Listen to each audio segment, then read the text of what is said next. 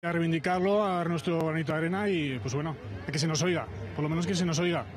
Que si no los pueblos acaban y somos necesarios, tanto porque además en las ciudades no cabemos todos, o sea, es que es de lógica, vamos. Muy bien, gracias David. Y tú, Lucía, en tu caso, ¿por qué has venido hoy a Madrid?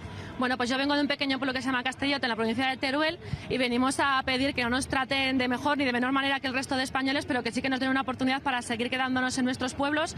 Nos faltan conexiones a internet, nos falta mayor atención sanitaria, el hecho de que, pues eso, si te pasa cualquier cosa tengas la misma atención que en una ciudad, el hecho de la educación fundamental, pues eso, que nuestros jóvenes no tengan que recorrer 50 kilómetros para el instituto.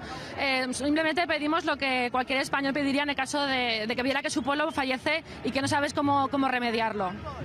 Muy bien, pues muchas gracias a los dos. Bueno, pues ya lo escuchan, es el día a día, el complicado día a día en esa España vaciada.